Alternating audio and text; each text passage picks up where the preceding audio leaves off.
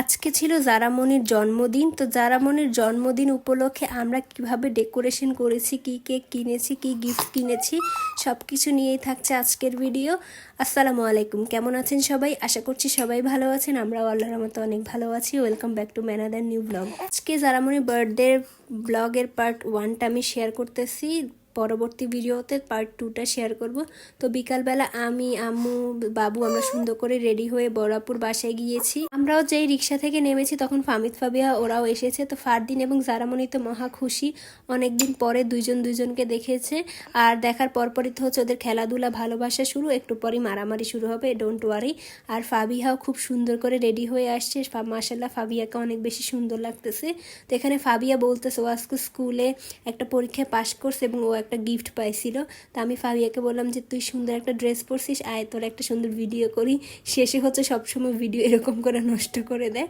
তো অন্যদিকে বড়াপু রান্নাবান্না করতেছে, এখানে খুব সুন্দর করে ইলিশটাকে ম্যারিনেট করে রেখেছে ভাজার জন্য। গতবারও জারামনি বার্থডেতে জোড়া ইলিশ ছিল, চীনা হাঁস ছিল, এবারও হচ্ছে সেম। আগের বারের মতো না কেমন জানি এবারেটাও মিল হয়ে যাচ্ছে। তো বাবুকে আপুর বাসায় রেখে আমি, ফামিদ ফাবিহা আমরা বের হয়ে এসেছি। এখন জারামনির এখান থেকে কেক নিব, বেলুনস নিব, ক্যান্ডেলস নিব এবং জারামনির জন্য ফামিদ ফাবিয়া হচ্ছে গিফট নিবে। তো আমরা হচ্ছে টেস্ট অ্যান্ড ট্রিটে সেখানে হচ্ছে বার্থডে কেকটা অর্ডার দিয়ে গিয়েছিলাম। তো ফামিদ ফাবিয়া হচ্ছে ওদের কালেকশন দেখতেছে আর বলতেছে যে কোন কেকটা নতুন। তো আমি ওদেরকে বললাম তোরা এখান থেকে গেস কর যে আমরা কোন কেকটা জারামনি বার্থডের জন্য নিতে পেরেছি।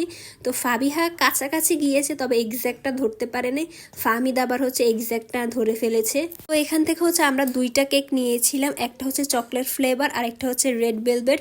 তো ফাবিয়া হচ্ছে প্রিমিয়াম রেড ভেলভেটটা চুজ করে ফেলেছে, আর কিন্তু আমাদের মানে ছিল ভেলভেটটা। তো আমি ওদের কালেকশনগুলো দেখতেছিলাম, বললাম না ওদের এখানে ম্যাক্সিমাম কেকই হচ্ছে আমাদের ট্রাই করা, তবে এই ম্যাঙ্গো কেকটা আর হচ্ছে অরেঞ্জ ফ্লেভার লেমন কেকটা হচ্ছে ট্রাই করা হয়নি। তো ফামিদ ফাবিয়া বলতেছে নেক্সট আমরা যখন ওদের এখান থেকে কেক নিব তখন হচ্ছে আমরা ওই নতুন ফ্লেভারগুলো ট্রাই করব। তো আমরা হচ্ছে যেই কেকগুলো অর্ডার করেছিলাম ভাইয়া হচ্ছে ওইগুলো নামিয়ে রাখতেছে এবং কি লেখা হবে সেখানে হচ্ছে ওরা বলতেছে যে কি লিখবো। তবে এখানে একটা সারপ্রাইজ আছে, এই সারপ্রাইজটা আমি এই ব্লগে বলবো না, পার্ট 2 যে ব্লগটা আসবে সেখানে বলবো। তো ফামিদ ফাবিহা হচ্ছে আবার সিলেক্ট করতেছে জারামনিকে ওরা চকলেট দিবে, জারামনি চকলেট অনেক পছন্দ করে। তো ফামিদ ফাবি দুজনে হচ্ছে সেন্স চকলেটটা পছন্দ করেছে।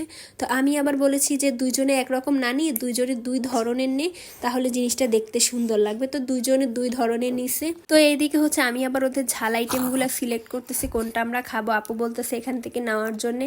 তো ফামিদকে বললাম যে ওদের যে ছোট স্লাইড কেকগুলো আছে সেগুলো দেখানোর জন্য। আর ফাবিয়া হচ্ছে ড্রেসের সাথে ম্যাচিং করে ঝাল আইটেমগুলো দেখাচ্ছিল। ফাবিহা বলতেছে যে ওদের এখানে সবসময় একই ধরনের খাবার কেন থাকে, এই খাবারগুলো তো আমরা খেয়েছি। তারপর কেক, বেলুনস এগুলো নিয়ে হচ্ছে আমরা বাসার দিকে যাচ্ছি। যেতে যেতে প্রায় অলমোস্ট হচ্ছে সন্ধ্যা হয়ে গেছিলো। আর এই যে আমরা খাবার কিনেছি, গিফট কিনেছি, তারপর হচ্ছে ওদের জন্য টুপিও কিনেছিলাম। টুপি কিনেছি ঠিকই, পর টুপি আর পরা হয়নি। তো এদিকে আপুর হাঁস রান্নাও কমপ্লিট হয়ে গেছে এবং হাঁসটা দেখতে অনেক মজাদার ছিল। তো আপু আমাদেরকে বলতেছে একটু ট্রাই করার জন্যে।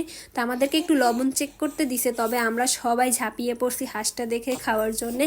তো একবার তো দিছে, পরবর্তীতে আমরা হচ্ছে দ্বিতীয়বার গিয়ে আবার হচ্ছে হাঁস নিয়েছিলাম। এরপর হচ্ছে আপু আবার নসিলা বের করেছে, বলছে নসিলা দিয়ে পাউরুটি দিয়ে দিতে।